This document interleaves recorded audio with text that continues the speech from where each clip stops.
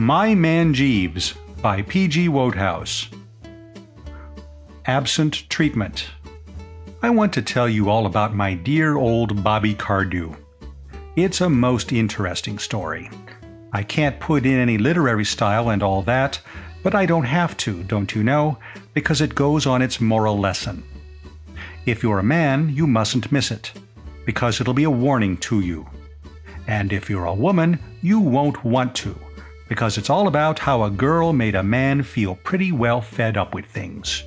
If you're a recent acquaintance of Bobby's, you'll probably be surprised to hear that there was a time when he was more remarkable for the weakness of his memory than anything else. Dozens of fellows who have only met Bobby once since the change took place have been surprised when I told them that. Yes, it's true. Believe me. In the days when I first knew him, Bobby Cardew was about the most pronounced young rotter inside the 4-mile radius. People have called me a silly ass, but I was never in the same class with Bobby. When it came to being a silly ass, he was a +4 man, while my handicap was about 6.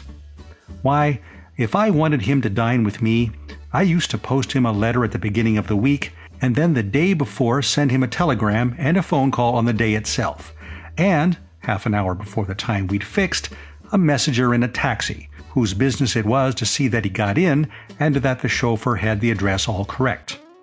By doing this, I generally managed to get him, unless he had left town before my messenger arrived. The funny thing was that he wasn't altogether a fool in other ways. Deep down in him, there was a kind of stratum of sense. I had known him once or twice show an almost human intelligence. But to reach that stratum, mind you, you needed dynamite. At least, that's what I thought. But there was another way which hadn't occurred to me. Marriage, I mean. Marriage, the dynamite of the soul. That was what hit Bobby. He married. Have you ever seen a bull pup chasing a bee? The pup sees the bee, it looks good to him, but he still doesn't know what's at the end of it till he gets there. It was like that with Bobby. He fell in love, got married with a sort of whoop, as if it were the greatest fun in the world, and then began to find out things. She wasn't the sort of girl you would have expected Bobby to rave about, and yet, I don't know. What I mean is, she worked for her living, and to a fellow who has never done a hand's turn in his life, there's undoubtedly a sort of fascination, a kind of romance about a girl who works for her living. Her name was Anthony. Mary Anthony. She was about 5'6". She had 1.5 tons of red gold hair, gray eyes, and one of those determined chins. She was a hospital nurse. When Bobby smashed himself up at polo, she was told off by the authorities to smooth his brow and rally round with cooling unguents and all like that. And the old boy hadn't been up and about again for more than a week before they'd popped off to the registrars and fixed it up. Quite the romance. Bobby broke the news to me at the club one evening, and the next day he introduced me to her. I admired her. I've never worked myself. My name's Pepper, by the way. Almost forgot to mention it. Reggie Pepper. My Uncle Edward was Pepper, Wells and Company, the colliery people. He left me a sizable chunk of bullion. I say I've never worked myself, but I admire anyone who earns a living under difficulties, especially a girl. And this girl had a rather unusual time of it, being an orphan and all that, and having had to do everything off her own bat for years. Mary and I got along splendidly. We don't now, but we'll come to that later. I'm speaking of the past. She seemed to think Bobby the greatest thing on earth, judging by the way she looked at him when she thought I wasn't noticing, and Bobby seemed to think the same about her. So that I came to the conclusion that, if only dear old Bobby didn't forget to go to the wedding, they had a sporting chance of being quite happy. Well, let's brisk it up a bit here and jump a year. The story doesn't really start till then. They took a flat and settled down. I was in and out of the place quite a good deal. I kept my eyes open, and everything seemed to me to be running along as smoothly as you could want.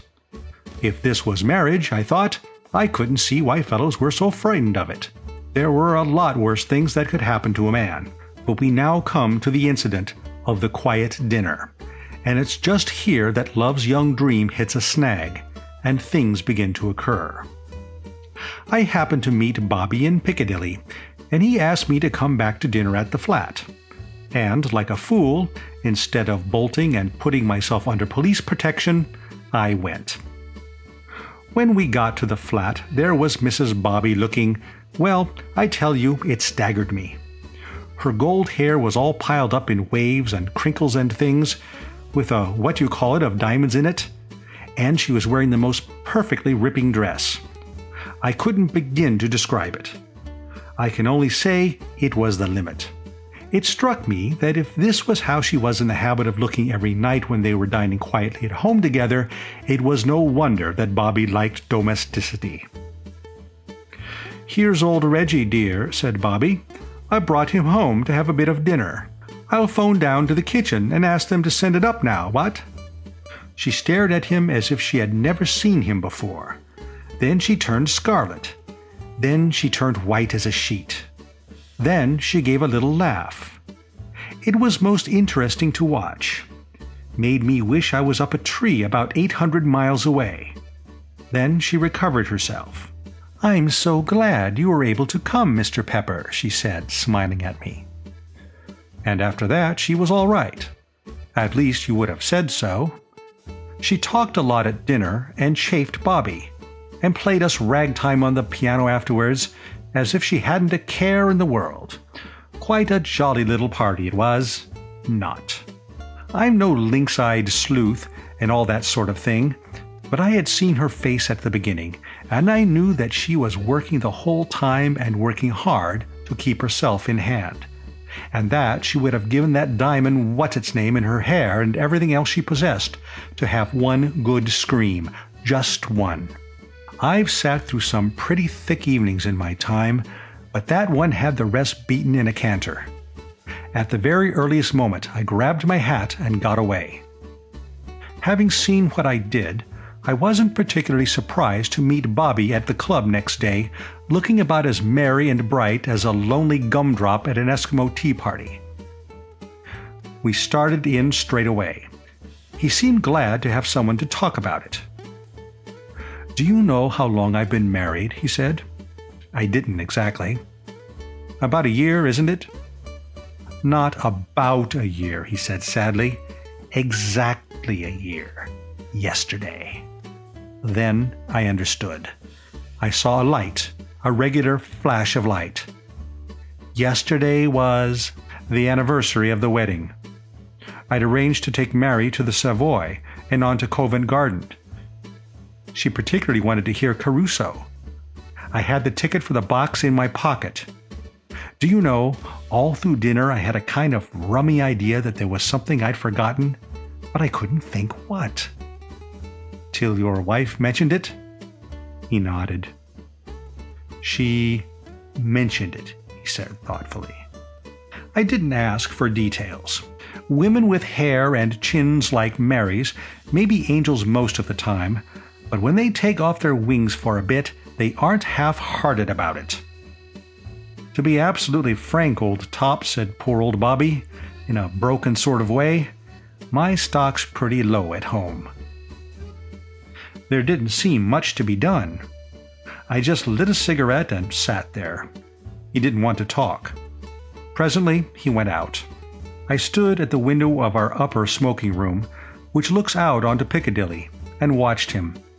He walked slowly along for a few yards, stopped, then walked on again, and finally turned into a jeweler's. Which is an instant of what I mean when I say that deep down in him there was a certain stratum of sense. It was from now on that I began to be really interested in this problem of Bobby's married life. Of course, one's always mildly interested in one's friends' marriages, hoping they'll turn out well and all that, but this was different. The average man isn't like Bobby, and the average girl isn't like Mary. It was like that old business of the immovable mass and the irresistible force. There was Bobby, ambling gently through life, a dear old chap in 100 ways, but undoubtedly a chump of the first water. And there was Mary, determined that he shouldn't be a chump. And nature, mind you, on Bobby's side. When nature makes a chump like dear old Bobby, she's proud of him and doesn't want her handiwork disturbed. She gives him a sort of natural armor to protect him against outside interference. And that armor is shortness of memory. Shortness of memory keeps a man a chump, when, but for it, he might cease to be one. Take my case, for instance. I'm a chump. Well, if I had remembered half the things people have tried to teach me during my life, my size in hats would be about number 9. But I didn't. I forgot them. And it was just the same with Bobby. For about a week, perhaps a bit more, the recollection of that quiet little domestic evening bucked him up like a tonic. Elephants, I read somewhere, are champions at the memory business, but they were fools to Bobby during that week. But, bless you, the shock wasn't nearly big enough. It had dented the armor, but it hadn't made a hole in it. Pretty soon he was back at the old game. It was pathetic, don't you know? The poor girl loved him, and she was frightened. It was the thin edge of the wedge, you see, and she knew it. A man who forgets what day he was married, when he's been married 1 year, will forget, at about the end of the 4th, that he's married at all. If she meant to get him in hand at all, she had got to do it now, before he began to drift away. I saw that clearly enough, and I tried to make Bobby see it, when he was by way of pouring out his troubles to me one afternoon. I can't remember what it was that he had forgotten the day before, but it was something she had asked him to bring home for her. It may have been a book. "It's such a little thing to fuss about," said Bobby, "and she knows it simply because I've got such an infernal memory about everything. I can't remember anything. Never could." He talked on for a while, and just as he was going, he pulled out a couple of sovereigns. "Oh, by the way," he said. "What's this for?" I asked, though I knew. "I owe it to you." "How's that?" I said. "Why, that bet on Tuesday. In the billiard room, Murray and Brown were playing 100 up, and I gave you 2-1 that Brown would win, and Murray beat him by 20 odd. "So you do remember some things," I said. He got quite excited, said that if I thought he was the sort of rotter who forgot to pay when he lost a bet, it was pretty rotten of me after knowing him all these years, and a lot more like that. "Subside, laddie," I said. Then I spoke to him like a father. "What you've got to do, my old college chum," I said, "is to pull yourself together, and jolly quick, too. As things are shaping, you're due for a nasty knock before you know what's hit you. You've got to make an effort. Don't say you can't. This 2 quid business shows that, even if your memory is rocky, you can remember some things. What you've got to do is to see that wedding anniversaries and so on are included on the list. It may be a brain strain, but you can't get out of it." "I suppose you're right," said Bobby, "but it beats me why she thinks such a lot of these rotten little dates. What's it matter if I forgot what day we were married on, or what day she was born on, or what day the cat had the measles? She knows I love her just as much as if I were a memorizing freak at the halls." "That's not enough for a woman," I said. "They want to be shown. Bear that in mind, and you'll be all right. Forget it, and there'll be trouble." He chewed the knob of his stick. "Women are frightfully rummy," he said gloomily. "You should have thought of that before you married one," I said. I don't see that I could have done any more. I'd put the whole thing in a nutshell for him. You would have thought he would have seen the point, and that it would have made him brace up and get a hold of himself. But no. Off he went again in the same old way. I gave up arguing with him. I had a good deal of time on my hands, but not enough to amount to anything when it was a question of reforming dear old Bobby by argument. If you see a man asking for trouble, and insisting on getting it, the only thing to do is to stand by and wait till it comes to him. After that, you may get a chance. But till then, there's nothing to be done. But I thought a lot about him. Bobby didn't get into the soup all at once. Weeks went by, and months, and still nothing happened. Now and then he'd come into the club with a kind of cloud on his shiny morning face, and I'd known that there had been doings in the home, but it wasn't till well on in the spring that he got the thunderbolt, just where he'd been asking for it, in the thorax. I was smoking a quiet cigarette one morning on the window looking out over Piccadilly, and watching the buses and motors going up one way and down the other. Most interesting it is, I often do it, when in rushed Bobby, with his eyes bulging and his face the color of an oyster, waving a piece of paper in his hand. "Reggie," he said. "Reggie, old top, she's gone." "Gone," I said. "Who?" "Mary, of course. Gone. Left me. Gone." "Where?" I said. Silly question? Perhaps you're right. Anyhow, dear old Bobby nearly foamed at the mouth. "Where? How should I know where? Here, read this." He pushed the paper into my hand. It was a letter. "Go on," said Bobby. "Read it." So I did. It certainly was quite a letter. There was not much of it, but it was all to the point. This is what it said. "My dear Bobby, I am going away. When you care enough about me to remember to wish me many happy returns on my birthday, I will come back. My address will be Box 341, London Morning News." I read it twice. Then I said, "Well, why don't you?" "Why don't I what?" "Why don't you wish her many happy returns? It doesn't seem much to ask." "But she says on her birthday." "Well, when is her birthday?" "Can't you understand?" said Bobby. "I've forgotten." "Forgotten?" I said. "Yes," said Bobby. "Forgotten." "What do you mean, forgotten?" I said. "Forgotten whether it's the 20th or the 21st, or what? How near do you get to it?" "I know it came somewhere between the 1st of January and the 31st of December. That's how near I get to it." "Think." "Think? What's the use of saying think? Think I haven't thought? I've been knocking sparks out of my brain ever since I opened that letter." "And you can't remember?" "No." I rang the bell and ordered restoratives. "Well, Bobby," I said, "it's a pretty hard case to spring on an untrained amateur like me. Suppose someone had come to Sherlock Holmes and said, 'Mr. Holmes, here's a case for you. When is my wife's birthday?' Wouldn't that have given Sherlock a jolt? However, I know enough about the game to understand that a fellow can't shoot off his deductive theories unless you start him with a clue. So rouse yourself out of that pop-eyed trance and come across with 2 or 3. For instance, can't you remember the last time she had a birthday?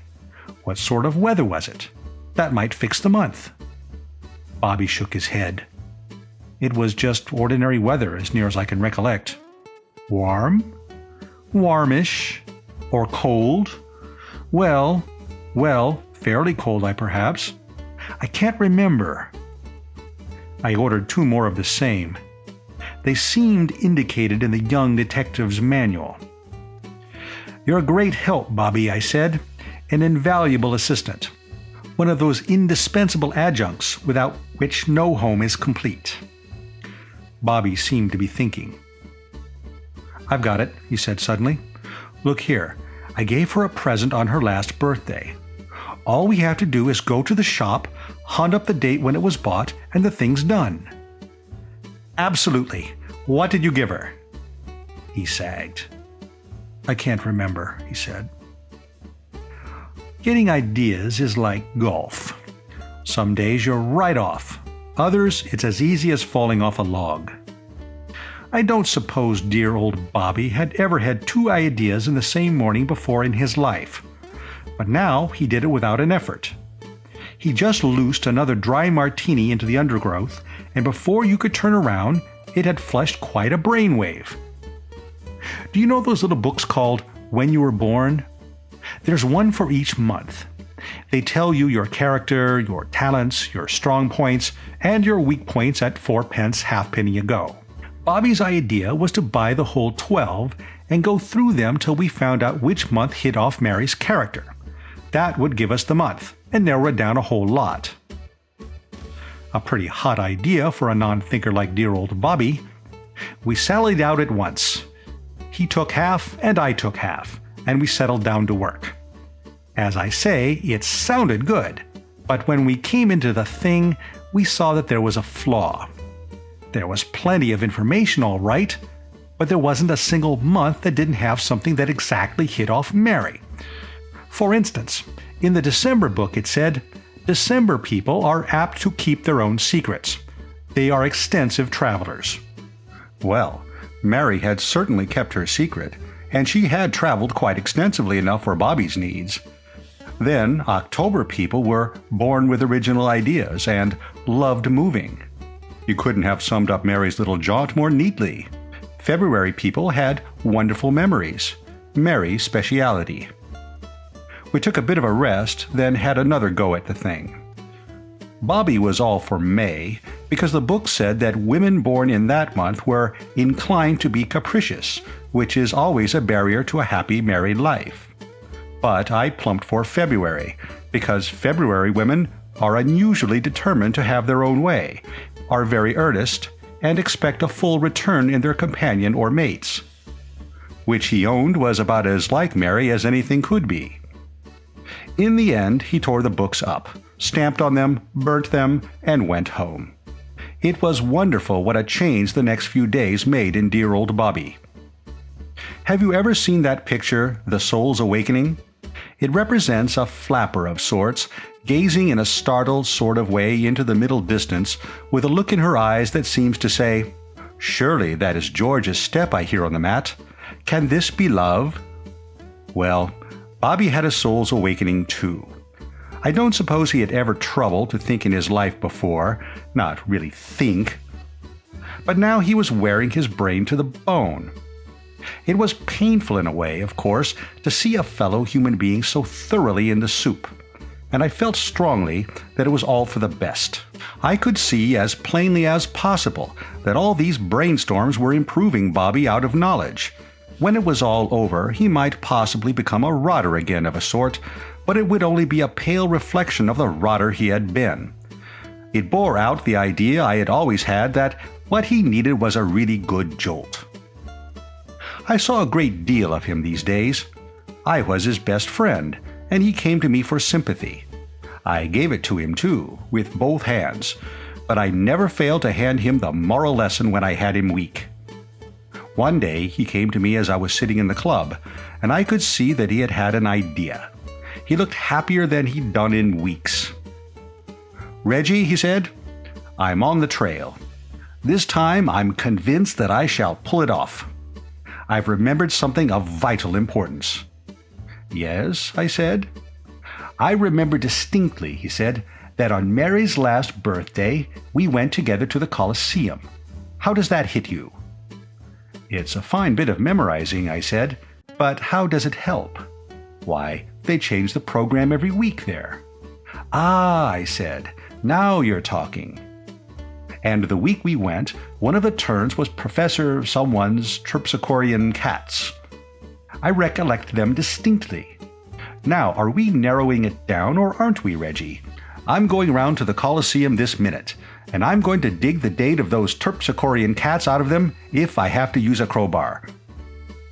So that got him within 6 days, for the management treated us like brothers, brought out the archives, and ran agile fingers over the pages till they treed the cats in the middle of May. "I told you it was May," said Bobby. "Maybe you'll listen to me another time."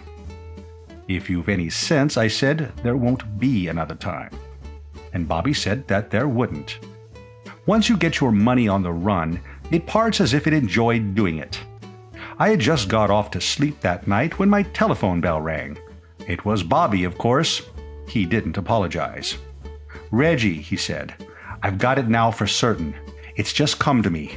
We saw those Terpsichorean cats at a matinee, old man." "Yes," I said. "Well, don't you see that brings it down to 2 days? It must have been either Wednesday the 7th or Saturday the 10th. "Yes," I said, "if they didn't have daily matinees at the Colosseum." I heard him give a sort of howl. "Bobby," I said. My feet were freezing, but I was fond of him. "Well?" "I've remembered something too. It's this. The day you went to the Coliseum, I lunched with you both at the Ritz. You had forgotten to bring any money with you, so you wrote a check. But I'm always writing checks." "You are, but this was for a tenner, and made out to the hotel. Hunt up your checkbook and see how many checks for £10 payable to the Ritz Hotel you wrote out between May the 5th and May the 10th. He gave a kind of gulp. "Reggie," he said, "you're a genius. I've always said so. I believe you've got it. Hold the line." Presently he came back again. "Hello," he said. "I'm here," I said. It was the 8th. "Reggie, old man, Topping," I said. "Good night." It was working along into the small hours now, but I thought I might as well make a night of it and finish the thing up, so I rang up an hotel near the Strand. "Put me through to Mrs. Cardew," I said. "It's late," said the man at the other end. "And getting later every minute," I said. "Buck along, laddie." I waited patiently. I had missed my beauty sleep, and my feet had frozen hard, but I was past regrets. "What is the matter?" said Mary's voice. "My feet are cold," I said, "but I didn't call you up to tell you that particularly. I've just been chatting with Bobby, Mrs. Cardew." "Oh, is that Mr. Pepper?" "Yes. He's remembered it, Mrs. Cardew." She gave a sort of scream. I've often thought how interesting it must be to be one of those exchange girls. The things they must hear, don't you know?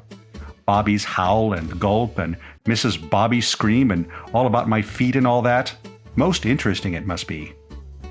"He's remembered it," she gasped. "Did you tell him?" "No." Well, I hadn't. "Mr. Pepper." "Yes." Was he very worried?" I chuckled. This was where I was billed to be the life and soul of the party. "Worried? He was about the most worried man between here and Edinburgh. He has been worrying as if he was paid to do it by the nation.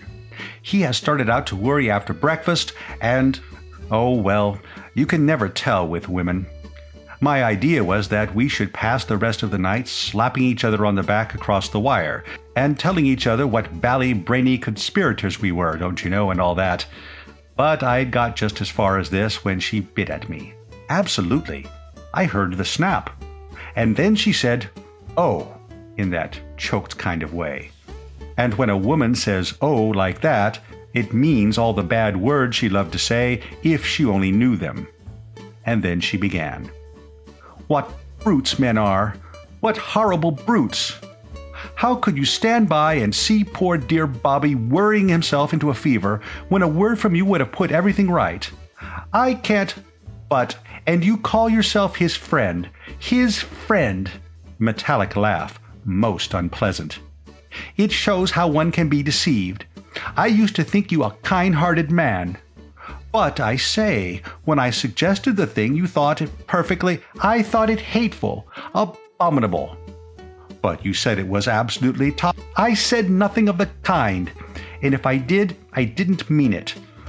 I don't wish to be unjust, Mr. Pepper, but I must say that to me there seems to be something positively fiendish in a man who could go out of his way to separate a husband from his wife, simply in order to amuse himself by gloating over his agony. But when one single word would have— But you made me promise not to, I bleated. And if I did, do you suppose I didn't expect you to have the sense to break your promise?" I had finished. I had no further observations to make. I hung up the receiver and crawled into bed. I still see Bobby when he comes to the club, but I do not visit the old homestead. He is friendly, but he stops short of issuing invitations. I ran across Mary at the academy last week, and her eyes went through me like a couple of bullets through a pat of butter. And as they came out the other side, and I limped off to piece myself together again, there occurred to me the simple epitaph which, when I am no more, I intend to have inscribed on my tombstone. It was this: "He was a man who acted from the best motives. There is one born every minute." End of Absent Treatment.